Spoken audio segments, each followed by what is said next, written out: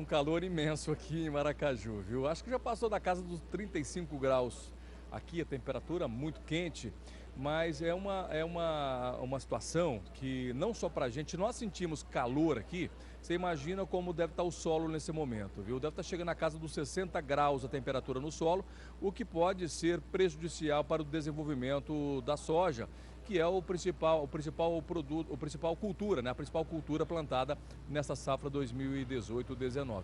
Bom, pois é, o Showtech é uma feira, é um encontro tecnológico e aqui o produtor vem para conhecer essas novidades, não só nas pesquisas que vão trazer aumento de produtividade, mas também de maquinários e é também um ambiente de negócios.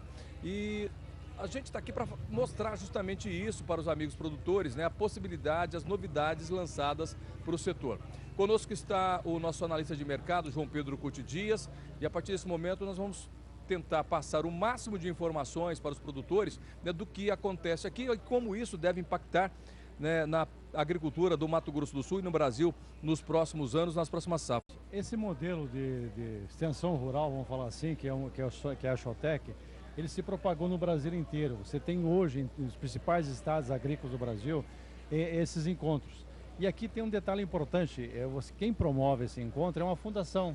E essa fundação foi criada pelos produtores da região. É a Fundação MS. A exemplo que tem a Fundação Chapadão, a exemplo que tem outras fundações em outros estados, em que o produtor preocupado em se manter a par dos avanços tecnológicos, ele criou essa fundação, ele manteve essa fundação, para quê? Para que ela homologasse pesquisas, homologasse resultados com produtos, com variedades, com métodos de produção, etc. Então isso é muito importante porque é uma oportunidade única. Um produtor rural que quer conhecer o que está acontecendo no mercado, novas variedades de soja, o comportamento delas com estresse hídrico, como aconteceu hoje no Paraná, aconteceu no Mato Grosso do Sul e aconteceu em outros estados, ele vem aqui, ele conversa, até pode encontrar às vezes o próprio criador da variedade aqui nesse encontro. Então você tem um dia de visita deles aqui, de um produtor, ele tem chance de atualizar muito os seus conhecimentos e levar isso para o campo. Então no Brasil, que um dos grandes gargalos no Brasil é a falta de uma extensão rural, eventos iguais a esse, em parte, acabam cumprindo o seu papel. João, uma das conversas que nós ouvimos aqui entre as pessoas que visitam e também pesquisadores é que muito em breve, talvez nas próximas 2 safras, o Brasil consiga chegar a um número maior, né, de toneladas de produção e alguns falam na casa dos 300 milhões de toneladas. É claro que essa mudança só é possível com o uso das tecnologias e elas estão presentes aqui.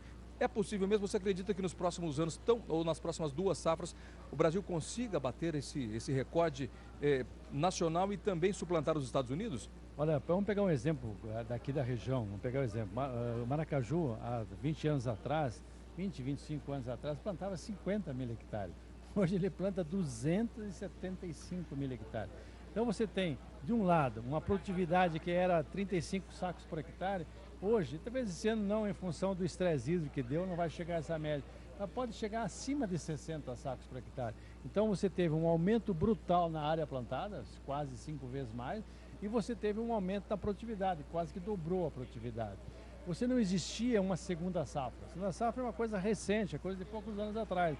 Ou seja, o produtor conseguiu trazer um ciclo de soja curto, 100, 110 dias, para quê? Para que ele pudesse plantar o milho ainda com o período de chuva e aproveitar esse estoque de umidade para ter uma segunda safra.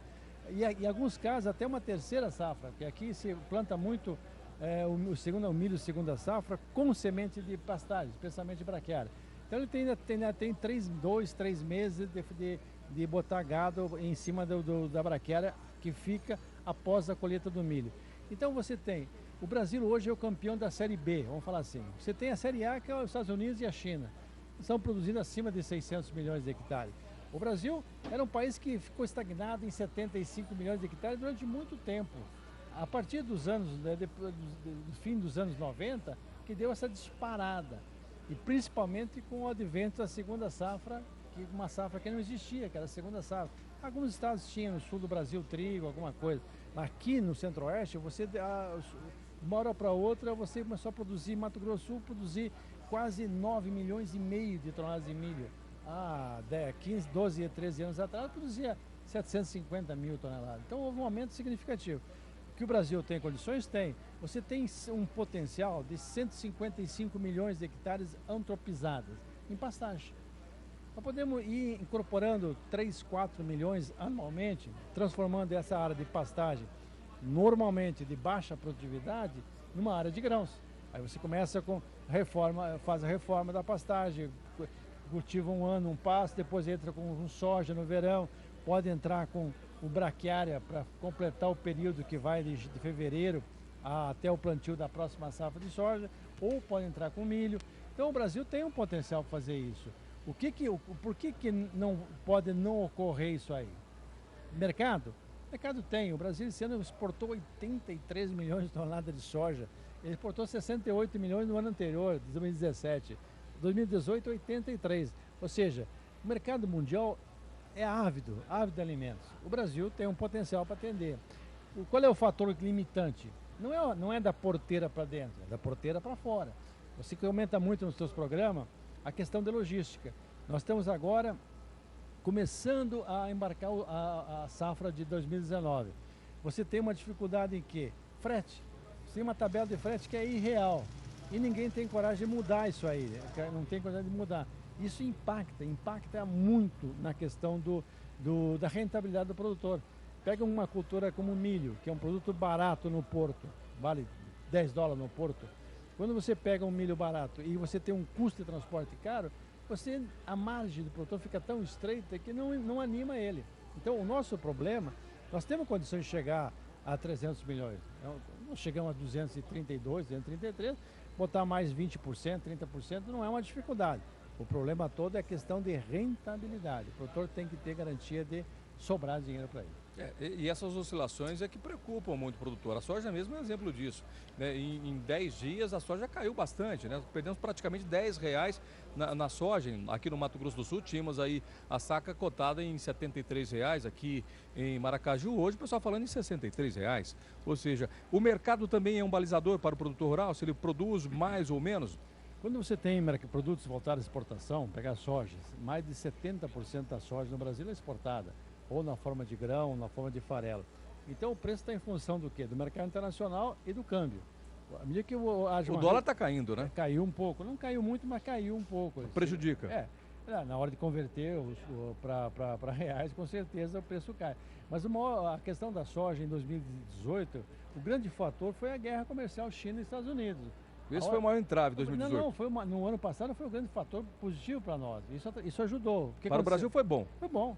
Nós começamos a safra do ano passado em 55, 2018, e havia pouca soja vendida futura, pouca soja comprometida. Na medida que houve a guerra comercial China e Estados Unidos, a China tarifou em 25% o grão americano, o prêmio da soja brasileira no porto brasileiro chegou a 250 pontos. Isso dá mais de $5 por saca. Então, esses $5 por saca foi o grande fator de preço no ano passado. À medida que se aproxima agora uma trégua entre China e Estados Unidos, que há uma perspectiva de chegar a um certo acordo, é lógico que esse prêmio no Brasil acaba encolhendo. E isso impacta nos preços. Nós estamos vivendo um momento, mesmo com uma quebra de safra no Brasil, os estoques do Brasil estão muito baixos de soja. Nós exportamos 83, consumiu 40 e tanto, o estoque de passagem era 5 ano passado, limpou os armazéns. Agora, o problema dessa safra, se fala assim que, primeiro, a dificuldade do frete, o impacto do frete que subiu muito. Segundo, a incerteza de como é que vai ser o relacionamento China e Estados Unidos. O que acontecer nesse relacionamento vai impactar no preço da soja. Com certeza. Bom, além da questão logística também, que é um gargalo que nós temos no Brasil. Isso sempre vai ser, vai demorar muito para resolver isso aí. Tá, mas será que esse governo não tem planejamento ou planos para mudar esse cenário, mesmo que comece hoje, também demora muito tempo, né, João? Acontece o seguinte, você tem alguns gargalos que, se resolver, eles acabam minorando o problema. Exemplo, você tem a questão das ferrovias, que estão discutindo se vai ou não prorrogar os contratos de concessão em cima de investimento. Prorroga os contratos de concessão e é um compromisso de investimento, você tem uma melhora ao longo do tempo. Não é para amanhã, mas tem. Você tem a questão de alguns pontos críticos, BR-163 do Mato Grosso, falta 90, 95 quilômetros para concluir ela. Se você tiver uma empresa que tenha condições de assumir a concessão e investir nisso, não impacta nessa safra, mas a gente impacta na safra seguinte. Resolve no médio prazo, né, João? Se não plantar, não colhe. Com certeza. Bom, a Renata está chamando a gente de volta para devolver o sinal lá para o Centro de TV em Campo Grande, né, onde acontece nesse momento a transmissão do Mais Pecuária. João, a gente vai estar por aqui esses 3 dias, né? Com muita conversa, muito bate-papo, muitas informações e levando ao produtor rural, Renata, essas informações que são importantíssimas e que trazem sim impacto na produção agropecuária, especificamente, né? Porque aqui nós temos a integração agricultura e pecuária, traz sim, claro que reflete nos 2 segmentos, pecuária e agricultura.